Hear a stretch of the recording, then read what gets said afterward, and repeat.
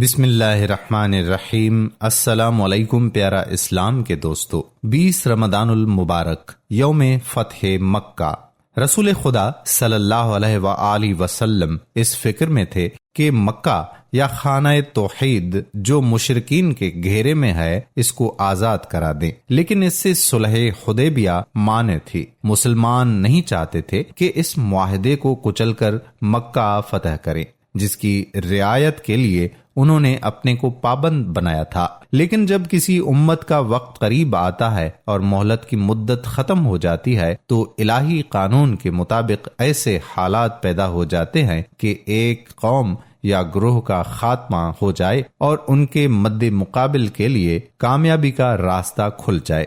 موتا کی جنگ اس بات کا سبب بنی کہ قریش مسلمانوں کو کمزور سمجھنے لگے اور صلح حدیبیہ کا معاہدہ توڑنے کی سوچنے لگے، اس لیے کہ جب رومیوں کے مقابلے سے مسلمانوں کے بیٹھ رہنے کی خبر مکہ میں پہنچی تو قریش نے اس کو لشکر اسلام کی کمزوری پر محلول کیا اور مسلمانوں کے ہم پیما اور ہمدرد قبیلوں پر ان کی جرت بڑھ گئی۔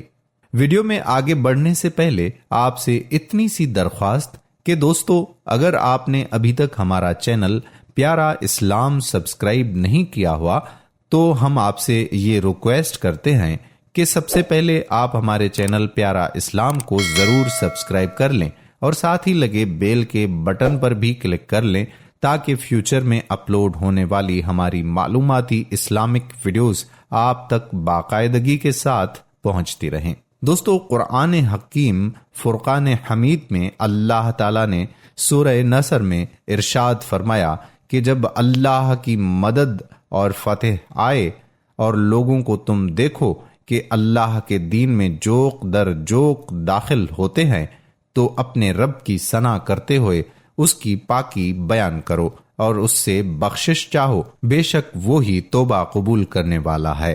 قرآن کریم کی اس سورہ میں فتح مکہ کی نوید سنائی گئی ہے۔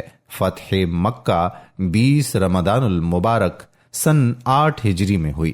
رسول اکرم صلی اللہ علیہ وآلہ وسلم 8 سال قبل اسی شہر مکہ مکرمہ سے ہجرت کر کے مدینہ منورہ تشریف لے گئے تھے۔ صرف 8 سال بعد اللہ رب العزت نے اپنے محبوب کو ایسی طاقت اور غلبہ عطا فرمایا کہ وہی مکہ مکرمہ جہاں سے غریب اور نادار مسلمانوں پر ظلم و ستم کے پہاڑ توڑے جا رہے تھے، آج محبوب خدا صلی اللہ علیہ وآلہ وسلم اس شان و شوکت کے ساتھ مکہ مکرمہ میں داخل ہو رہے ہیں کہ دنیا کی کوئی طاقت ان کا مقابلہ نہیں کر سکتی۔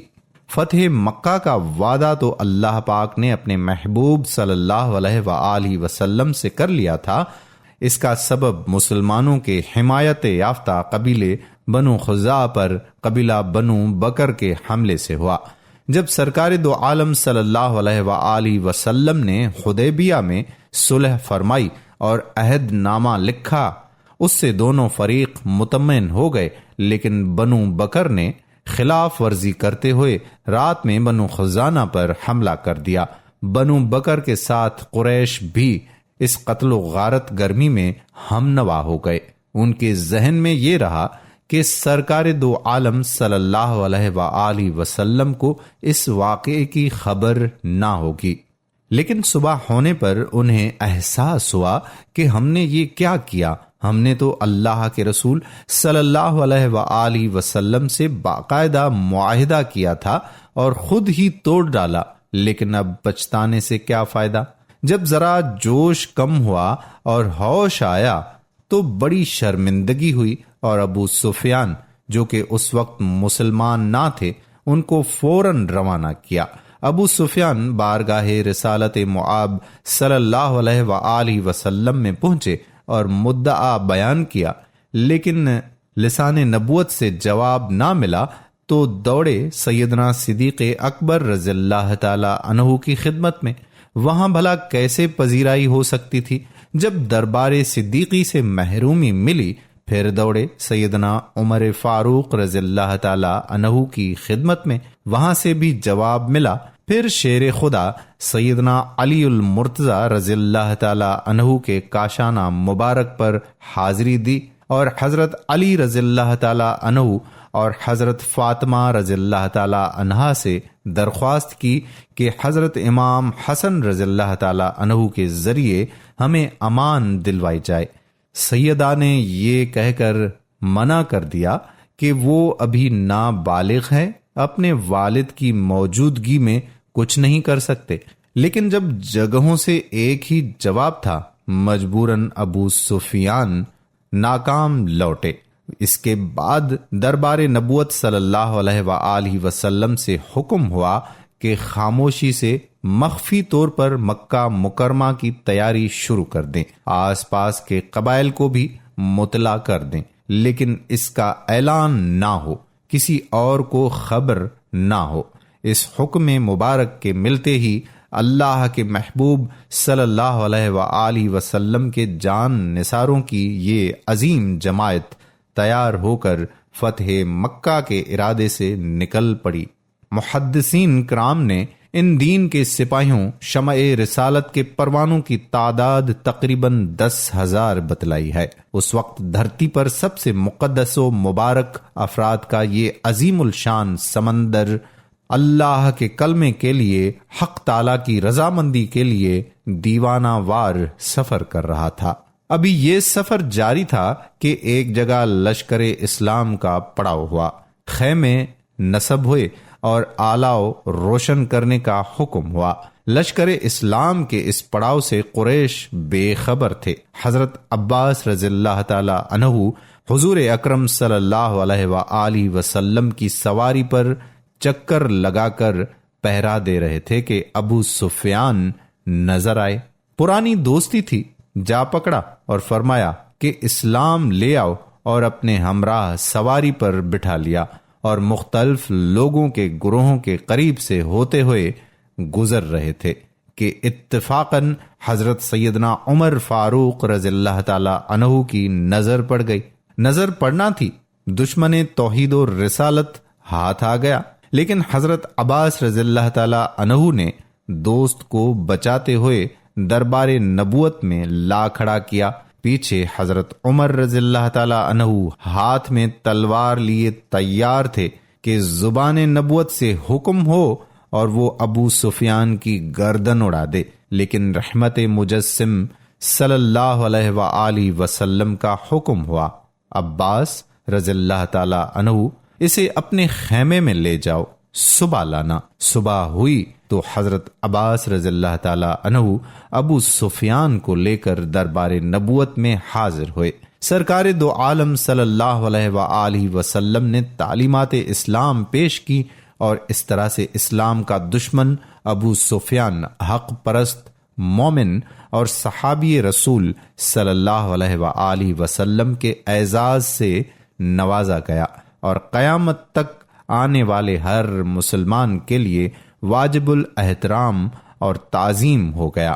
مشرف باسلام ہونے کے بعد ابو سفیان اجازت لے کر مکہ مکرمہ آئے اور سب کو اعلان حق سنایا، کلمہ طیبہ کی طرف دعوت دی اور برملا بتلا دیا کہ تم میں سے کسی کی جرت نہیں ہے کہ تم سید الانبیاء کا مقابلہ کر سکو۔ ان کا لشکر ایسا ہے جس سے تمہارا مقابلہ ممکن نہیں ہے، لہذا عافیت اسی میں ہے کہ ایمان لے آؤ۔ اس اعلان کا اثر یہ ہوا کہ لوگ سراسیمہ ہو کر بھاگ کھڑے ہوئے۔ کسی نے حضرت ابو سفیان کے گھر پناہ لی، کسی نے حرم میں پناہ لی۔ دنیا کے معزز ترین ہستی ماں اپنے 10,000 نفوس قدسیہ کے جب 20 رمضان المبارک 8 ہجری کو مکہ مکرمہ میں داخل ہوئے تو انتہائی تواضع اور انکساری کے ساتھ، انتہائی ادب و احترام کے ساتھ سورہ انا فاتحنا زبان نبوت پر جاری تھی۔ آپ کے اور صحابہ کرام کے کسی عمل سے کسی قسم کا شاہانہ پن نہیں ٹپک رہا تھا، بلکہ عاجزی، انکساری اور اللہ کی خشیت کے آثار چہروں پر ظاہر ہو رہے تھے۔ اللہ کے محبوب کی تواضع کا یہ عالم تھا کہ گردن مبارک جھکی جا رہی تھی اور فرما رہے تھے کہ اللہ نے وعدہ پورا کر دیا۔ پھر اذا جاء نصر اللہ کی تلاوت فرمائی۔ حضور صلی اللہ علیہ وآلہ وسلم اور صحابہ کرام کو وہ منظر بھی یاد تھا جب انہیں اسی سرزمین مکہ پر مصائب و تکالیف کا سامنا تھا اور کس قدر صبر و تحمل کے ساتھ ہجرت کرنا پڑی تھی۔ حضور صلی اللہ علیہ وآلہ وسلم نے صحابہ کو حکم دیا تھا کہ کوئی قتال میں پہل نہ کرے، اگر کوئی مکہ مکرمہ میں داخل ہونے سے روکے تو قتال کرنا، کوئی اور ہوتا تو فتح کی خوشی میں مست ہو جاتا، لیکن آپ صلی اللہ علیہ وآلہ وسلم نے فتح کی خوشی میں 8 رکعت نماز ادا فرمائی۔ اس کے بعد آپ صلی اللہ علیہ وآلہ وسلم نے خانہ کعبہ کا طواف فرمایا۔ اس وقت خانہ کعبہ میں 360 بت تھے۔ آپ صلی اللہ علیہ وآلہ وسلم بتوں کی طرف بڑھے اور حق آ گیا اور باطل چلا گیا پڑھ کر عصائے مبارک سے اشارہ فرماتے کفار کے جعلی خدا منہ کے بل گرتے جاتے۔ طواف سے فراغت کے بعد کعبۃ اللہ کی کنجی لی اور کھلوایا، تصاویر دیکھ کر مٹانے کا حکم فرمایا، آب زمزم سے دھلوایا، پھر نماز ادا فرمائی۔ ایک بار پھر سے مکہ کی سرزمین نعرہ تکبیر کے پرجوش نعروں سے گونج اٹھی۔ اس وقت آپ کے ہمراہ سیدنا بلال حبشی اور سیدنا اسامہ بن زید رضی اللہ تعالی عنہم تھے۔ جب باہر تشریف لائے تو لوگوں کا ہجوم جمع تھا۔ آپ نے ایسا فصیح و بلیغ خطبہ ارشاد فرمایا جو آج تک محدثین نے ذخیرہ احادیث میں محفوظ رکھا ہے۔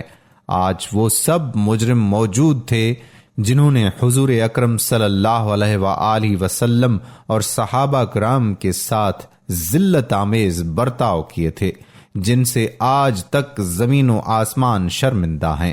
سب لرزہ برندام تھے کہ آج مسلمان نہ جانے کیا برتاؤ کریں۔ حضرت صلی اللہ علیہ وآلہ وسلم نہ جانے کیا سزا تجویز فرمائیں، لیکن آپ صلی اللہ علیہ وآلہ وسلم چونکہ رحمت للعالمین تھے، اس لیے وہ تاریخی جملہ فرمایا جو قیامت تک مشعل راہ ہے، تم پر آج کوئی عتاب اور گرفت نہیں ہے، جاؤ تم سب آزاد ہو۔ اللہ اکبر، اللہ اکبر۔ ہر مسلمان فخر سے، ایمانی جذبے سے اس ویڈیو کو شیئر کریں۔ جزاک اللہ خیرہ۔